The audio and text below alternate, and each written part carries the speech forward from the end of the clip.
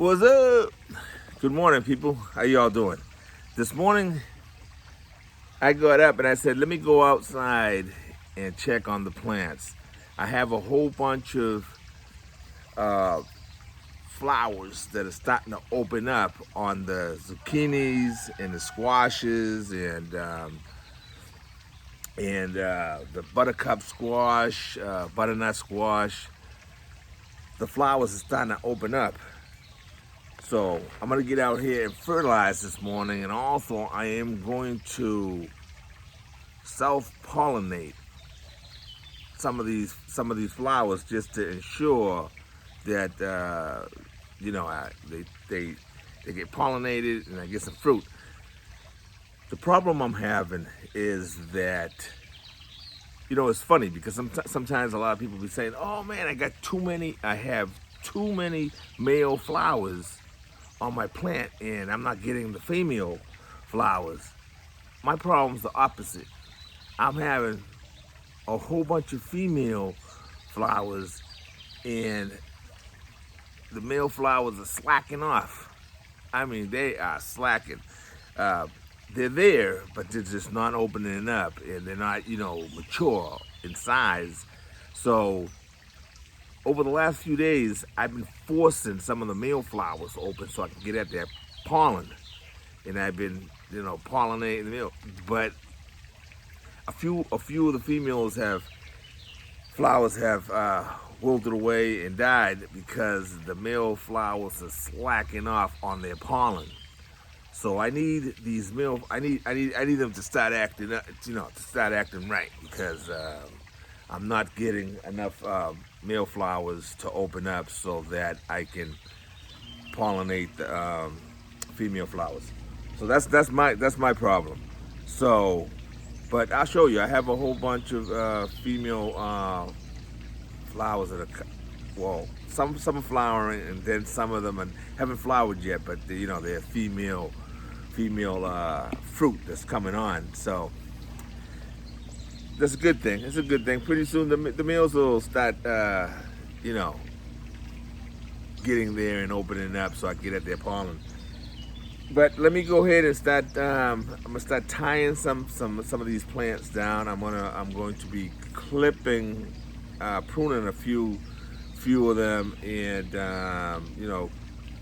clipping some of the leaves that are kind of not looking good. But and that's what I'll be doing. I'll be fertilizing, and also while I'm doing that, right, I'm gonna be lugging this chair around. I'm gonna be taking it easy because the bull works real hard. As you all know, I've been working really hard at this food forest, and not only getting plants all over the property, building ponds, putting up fences, building greenhouses, chopping wood. So I do a lot, you know what I mean? And this old body is, tore up. So I gotta take it easy, and you gotta acknowledge that sometimes. So I'm gonna be doing my thing, but I'm also gonna be lugging this chair around and just taking it easy and just admiring my work. So come along. Today I'm gonna be using this 511 to fertilize good fish emulsion. So I'll be doing liquid fertilization today. And come along, let's do this. How's this for being lazy? Oh yeah, baby. Bulls gotta chill today.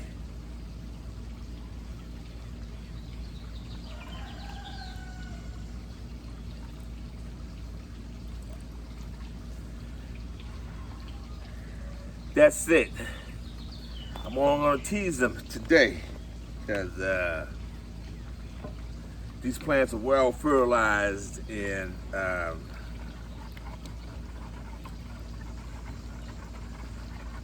I don't need to have them going too crazy on me.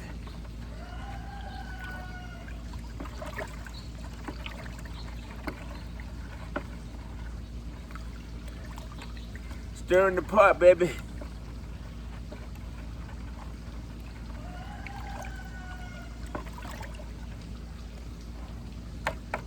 All right, I do gotta stand up. All right, see that what you're looking at there right now? That's a buttercup that has been fertilized. I pollinated it with one of the flowers that I forced open, so I don't know how much pollen there was on it.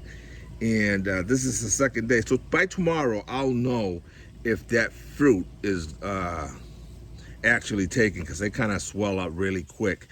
And as you can see here, coming up here, there's another female there that's probably going to open up in the next, if not tomorrow, the following day. And then coming up here, there's smaller ones, right? And more there. So this buttercup plant here is doing his job in terms of putting out some female flowers. And then over here we have the butternut squash, and as you can see, the little female trying to put out some fruit. And you know, plant going all the way up, and every couple of sections there's female flower fruits there. So we'll see how they this materializes. I got to get these male flowers to start opening up and sharing some of that pollen.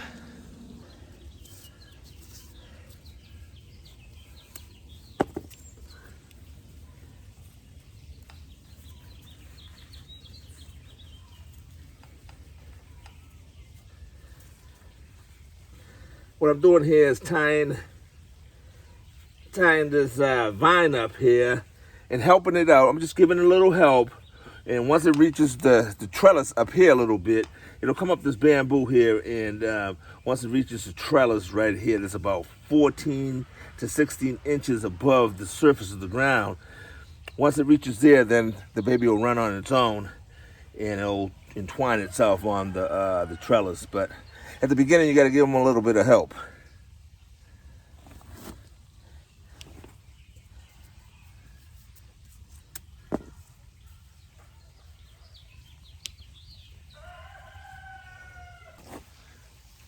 What up? All right, so I'm here at my big boy tomato. Now, as you can see, right? This is how you want your tomato plants to look. Nice and green, healthy, fat stems on them, right? Nice and fat stems there. That way you'll get some big fat tomatoes, or you get plenty of tomatoes, right? Depending on how you want. Me, I keep my plants pretty pruned up. Once I see that it has enough clusters of tomatoes on it, then I'll clip off all suckers. From the beginning of growing the plant, down the lower branches down here, the main stem, I don't let nothing grow up there, so to help, from you getting any diseases on your tree. Also, clipping off all the suckers during the beginning. Then once it gets up to the top a little bit, I'll let some suckers stay on there so that I can get some more tomatoes, and by then those suckers will be nice and thick, right? They'll be nice and thick, and they'll be able to support your fruit. So, as you can see, this tomato plant is healthy. This one here, like I said, is a big red. Right next door, I have a German Johnson, and further down, I have a Ruggers tomato. And I have different types of tomato plants throughout the property. I have about 5 or 6 different locations where I have tomato plants, 5 or 6 plants of all different varieties there growing together. So anyway, let me kind of show you this plant up close a little bit. So, okay, so up here you can see, now the plant is about maybe like 5 feet tall. And so from there on, I have started taking off all suckers that may be growing between the joints. Right there, that's like the last one that I'm gonna grow right here. So this one right here, I'm going to just snip away. Has enough flowering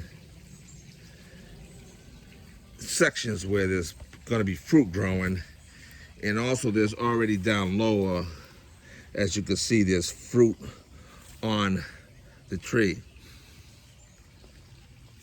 on the plant.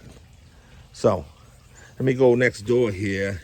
This one here is my German Johnson, and the same thing. Same thing, as you can see down lower here. Let me see if I can get down lower. You can see that the plant main trunk, nothing down there. It is nice and clear. You can see the ground there. Okay, so this is German Johnson, and it's gonna be doing his thing. Really nice. Okay, next door here we have the Ruggers. And as you can see, all these tomato plants, right? Nice and healthy, nice and green. You don't see any type of disease problems with it.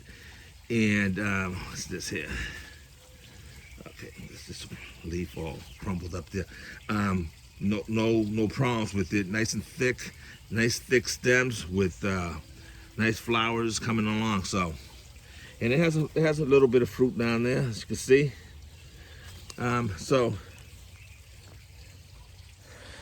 that's how you want to do it. That's how you want your plants to look, nice and lush, so that you know you're doing a good job in the garden. So everything's looking pretty good. So, all right, let me go ahead and fertilize these up a little bit and keep it moving. Oh, I almost missed this guy here. And as you can see, I have a volunteer sunflower growing here dead in the middle, right? Growing here in this garden bed, and you can see how it's nice and fat and just luxurious, and going to be a nice sunflower growing right there. Down on the bottom down there, I have a whole bunch of turnips growing underneath there, so trying to get as much food growing in every area. All right, so over here we're on the side of the house, right? And some of you could remember when before any of these plants were in here, and actually it was over still part of the winter, I was over here adding some chicken manure throughout this bed there, and just adding organic matter, a lot of compost from my garden, and some that I purchased because at this point I didn't have the buildup of the compost that I needed. But I'm getting there now. I'm getting there where I'm not going to need to supplement the compost, because I can get that right here on in my garden. But as you can see here, the plants have benefited from that hard work that I put in over the winter time prepping this garden bed. As you can see, these eggplants here, the leaves are big on them. They're putting out a lot of fruit already, a lot of flowers that possibly will turn into fruit, but they're there. And you can see the plants are nice and green and healthy. So I have some eggplants here. I have some Black Beauty eggplant, and I do love a lot of eggplant. And then down here in the back side here, I have some patty pan squash, and let me give you a close-up look of them so that you can see how great they're doing. All right, as you can see, all the eggplant there that tied up.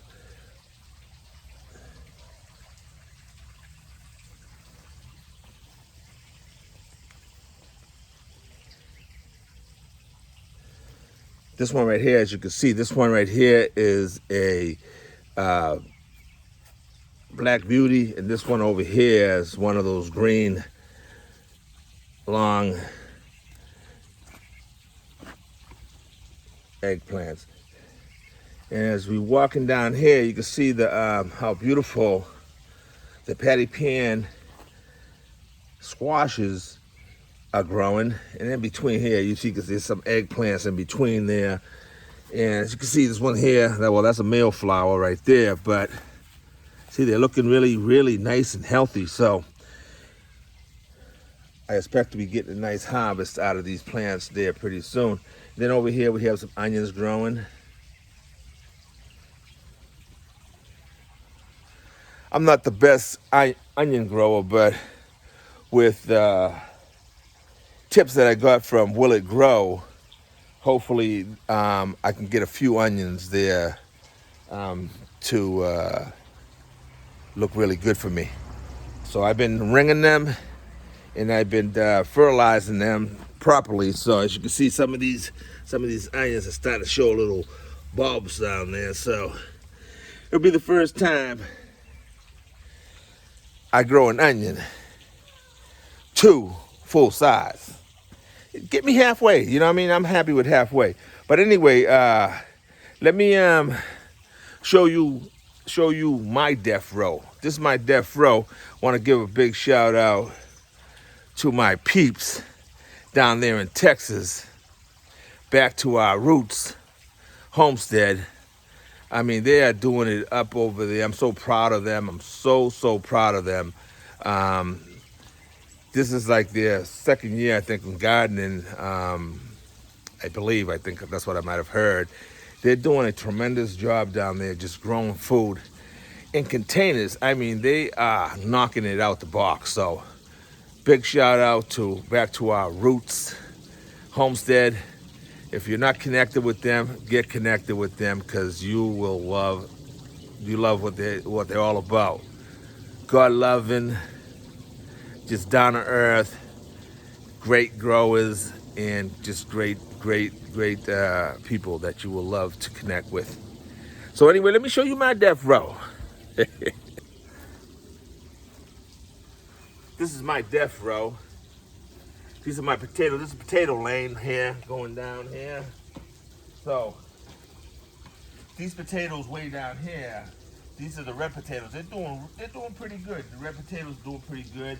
Has some Yukon gold potatoes. Some of them doing okay, but down up in the front here, looking like death row over here. So now, are they just dying back, or is there a problem with these ones here in the front here?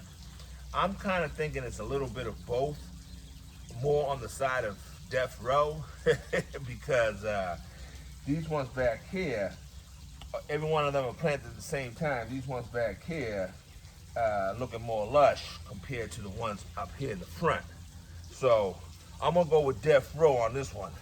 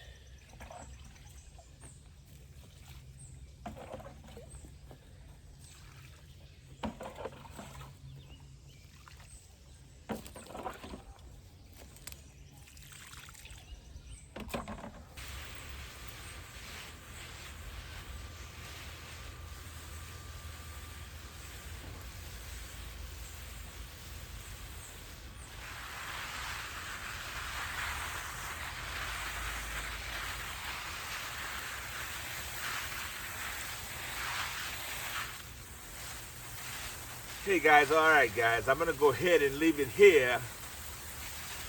Thank you for tuning in with me this morning as I fertilized and took care of some maintenance in the garden. So, y'all, remember,